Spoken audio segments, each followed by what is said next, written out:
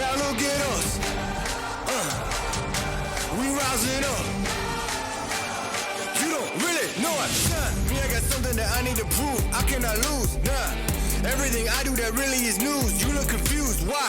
You are what you choosing to do. Me, I've been making the moves, paying my dues, getting this done with the fam. Y'all know that I am the dude.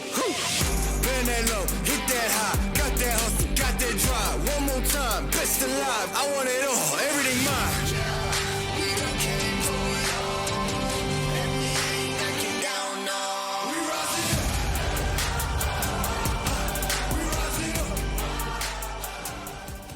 Welcome back to the Football Forecast. We got to take a look at some of these football teams, man. There's some serious teams out there to keep our eyes on.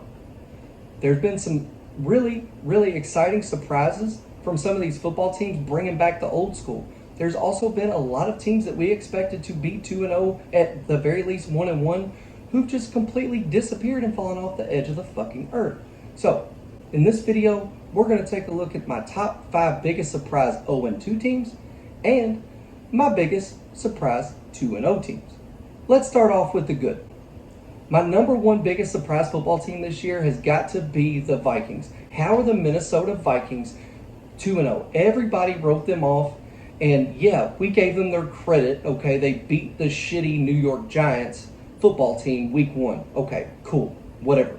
Sam Darnold, do it again. Let's see you do it this week when you play San Francisco. Let's see you do it against a team that made Aaron Rodgers look pedestrian. Let's see you do it against a team that held Garrett Wilson and Breece Hall in check. Let's see you do it then. And they did. They beat the fucking 49ers. How in the world is this Minnesota team doing it? Kevin O'Connell's got to be a candidate, early candidate for Coach of the Year. My number 2 biggest surprise, the New Orleans Saints. The New Orleans Saints, I joked about all offseason having a boring offense and a shitty defense. They had the benefit last year, and they really did. This is fact. Look it up. They had the benefit last year of going against the worst offenses in the NFL. They by far had the easiest schedule all season long last year. No wonder they were a top 5 defense. But I don't believe it. And I didn't believe it when they held the Carolina Panthers week 1, just like the Vikings. Okay, cool. You look good against the Carolina Panthers. They're selling fucking tickets 2 for $1.99. It's like honestly embarrassing. The Carolina Panthers should come to Louisville, by the way. Come to Kentucky. We love football in Kentucky. I guarantee you the stadium would be full. I don't care when they beat the fucking Carolina Panthers. They suck.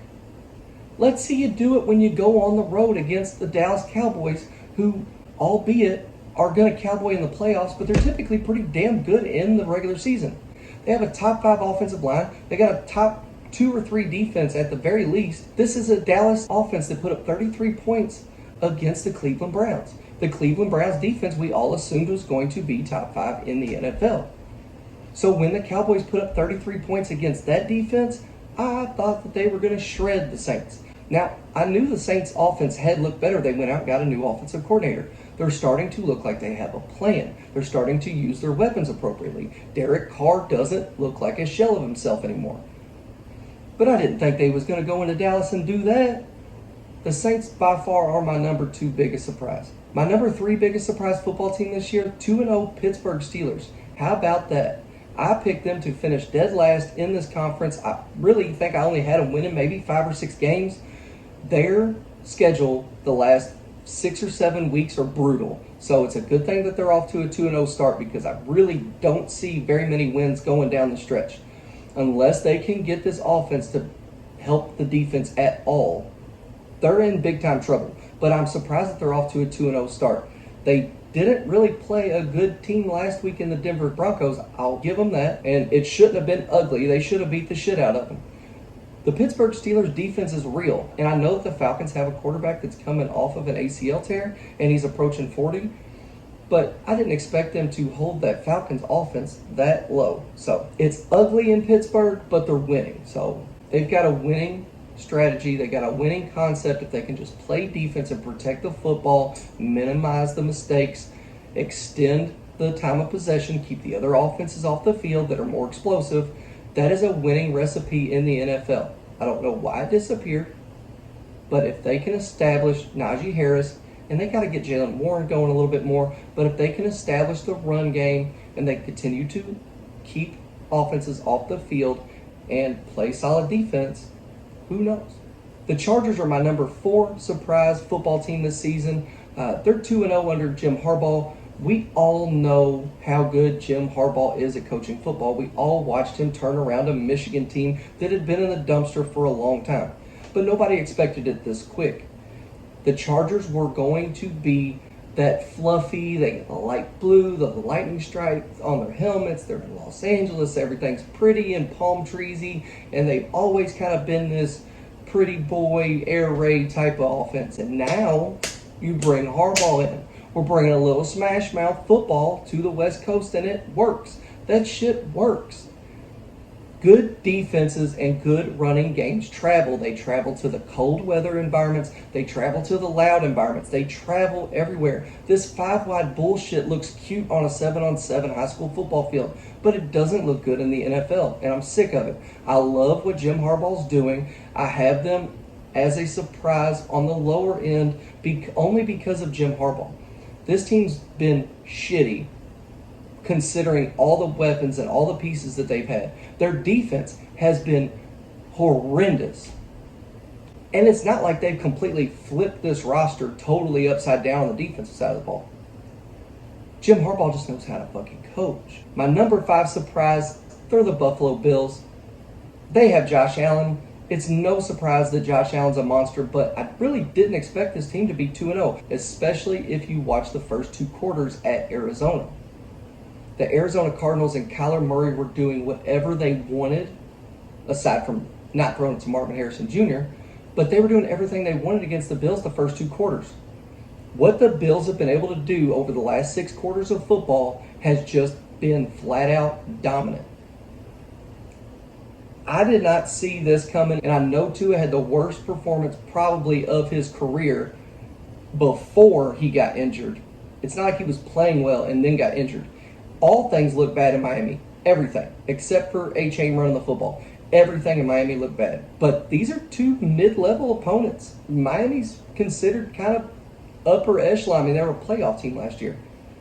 For the Buffalo Bills to beat the Arizona Cardinals on the road, especially going down, I think it was 17 at one point in time in that football game, for them to battle back and then for them to go on the road at Miami and beat the shit out of them in Hard Rock Stadium, I am a little bit shocked that they're 2-0. I thought maybe 1-1 max. I think I had them beating Arizona but losing to Miami. But over the last 6 quarters of football, outside of the New Orleans Saints, this is the most dominant team in football right now. And that's it for the top 5 best performances. We're going to look at my top 5 0-2 teams. Somebody's got to do it. We got to call out these shitty teams, man. What is happening? First on the list has got to be the Baltimore Ravens. I mean, what is going on? This is a team that should have a top-tier defense, always do. They're getting gutted by everybody. They just lost at home to the Oakland Raiders, who have Gardner Minshew and forgot that they own running backs. How do you let a team like the Las Vegas Raiders come into your city after a heartbreaking loss in Kansas City and beat your ass on your home field?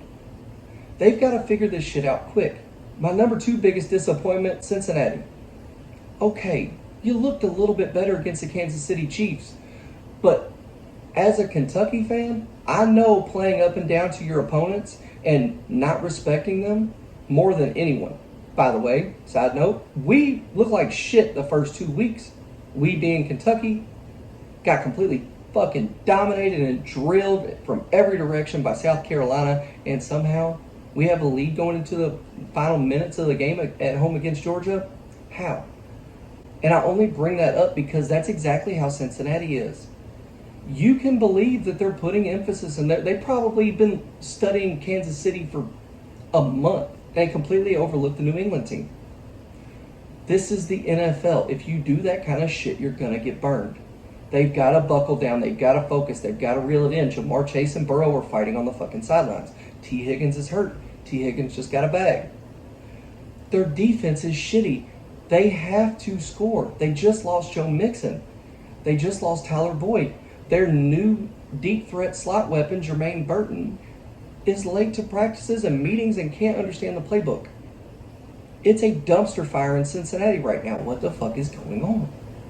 My third surprise 0-2 team, the Los Angeles Rams, okay? Although they have looked relatively decent despite the injury bug, they went down to the wire. They should have won that game on the road in Detroit. Detroit should be on this list. Detroit should be 0-2, by the way.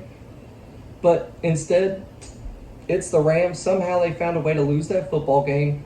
I know that Puka went down, and then in the second game you lose Cooper Kupp. All things are bad. With all that being said, though, it's still Sean McVay. I know that Aaron Donald just retired. I get all that. But at the end of the day, it's still Sean McVay and Matt Stafford. They've got to get this thing figured out. They, by the way, are in a super, super tough NFC West where they're going to have to be going against, of course, the 49ers. But Seattle looks better. Arizona looks better. They got a lot of work to do in LA. My number 4 biggest surprise is the Indianapolis Colts. And honestly, this really shouldn't be a surprise considering just how bad Anthony Richardson is at playing quarterback. At playing athlete, he's top tier. But at playing the quarterback position, Anthony Richardson is about as bad as it gets. To me, the most egregious thing of all of this is they have a guy named Joe Flacco sitting on their bench who, by the way, doesn't have very many years left in him. He had already retired, for crying out loud. But the whole world got to see what he still had in the tank last season in Cleveland. If he was able to revive that Cleveland team, what makes you think that he can't do that in Indianapolis? They've got to get Jonathan Taylor going, first and foremost, okay? They should almost adopt a Nick Sirianni, Philadelphia type of style offense. They've got weapons on the outside that are decent but not great. And that's not a knock at Philly. Their weapons are great. But Jonathan Taylor is a very comparable back to Saquon Barkley. They can do the same types of things. They're true 3-down backs. They can do it all. Except for catch a 4th down pass on Monday night in the flat against the Falcons. Saquon couldn't do that. But with that being said, the Indianapolis Colts should be way better on offense than they are. Fact is, the guy can't play quarterback. Joe Flacco has got to come into the football game. What Joe Flacco is going to be able to do for this Indianapolis Colts offense is he's going to be able to truly run play action from under center. They're going to be able to utilize Jonathan Taylor in the screen game better. Joe Flacco has a tremendous deep arm on him. If there's anything that we've seen so far displayed is that A.D. Mitchell and that Alec Pierce do have quality speed and can stretch the football field. What we also know is that Michael Pittman Jr. catches anything within a 20-foot radius. Just throw it in his direction. AR cannot get it in a 20-foot radius. And I'm exaggerating, of course, but his catch radius is enormous, and his hands are certain. So you've just got to get a guy in there who can truly allow you to run a real offense, not just a guy that can go out there and fucking improv, and maybe he gets a couple rushing touchdowns for your fantasy football team. That's cool. The NFL doesn't give two shits about our fantasy football teams. It's about winning football games. Joe Flacco puts you in a better position to win. But really, Joe Flacco should still be in Cleveland. I mean, how that city's not under a complete riot right now, seeing they just let go of Joe Flacco and then Deshaun Watson's finally back and healthy again.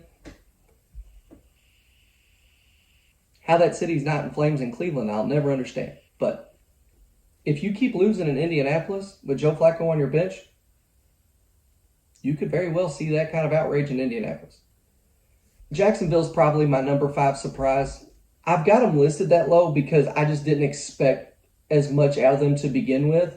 But if you look at how the Browns played against Dallas and just how bad Deshaun Watson's been, to allow Cleveland to come in, who, albeit they look better on defense, but Trevor Lawrence, you have Christian Kirk, you've got Brian Thomas Jr., you just go out and you add Gabe Davis, and Gabe Davis seems to have taken over the number 1, at least in target shares.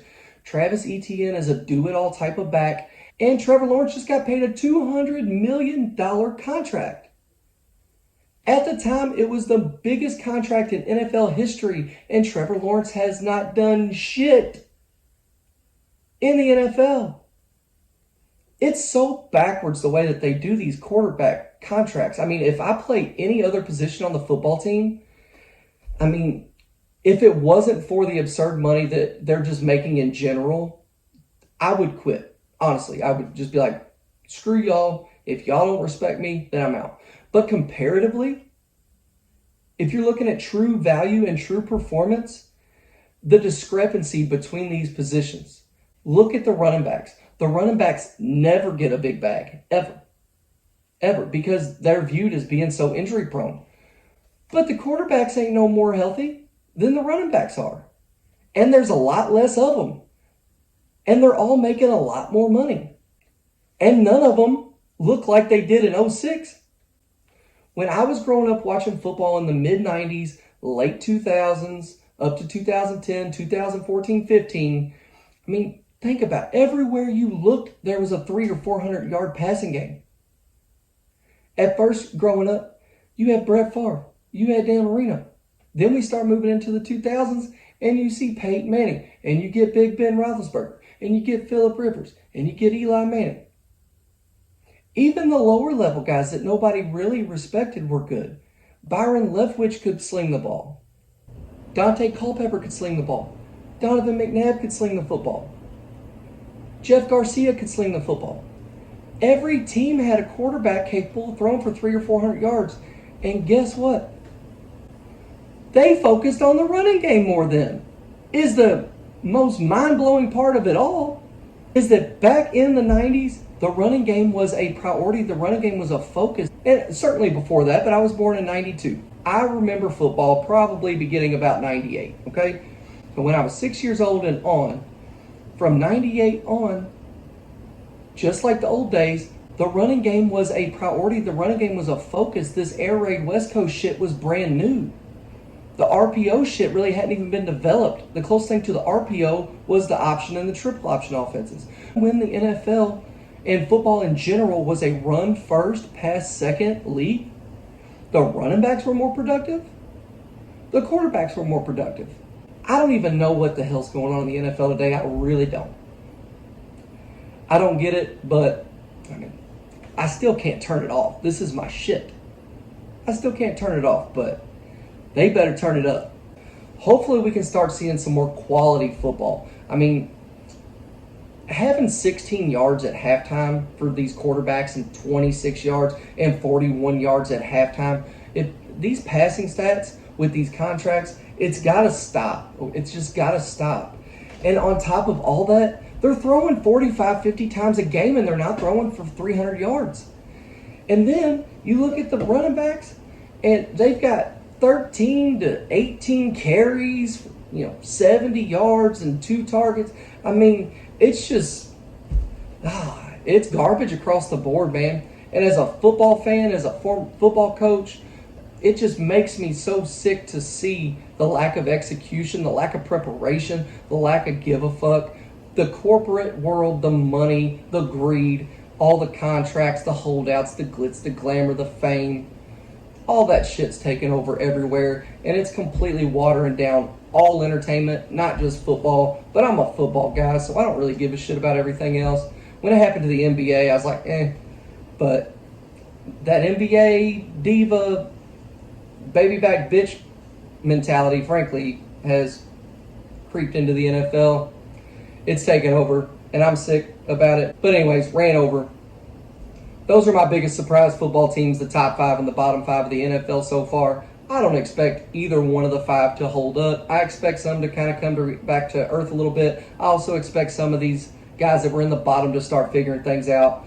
But, I mean, if the Jets, by the way, they should have been in that bottom 5 too. I mean, they got lucky against Tennessee.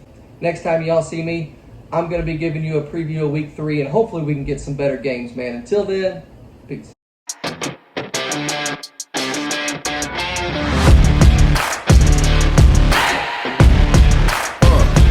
How you play the game with the people that writing the rules?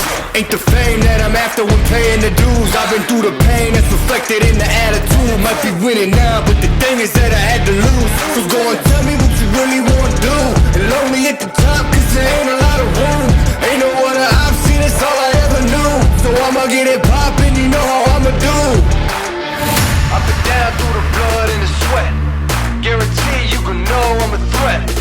up and down.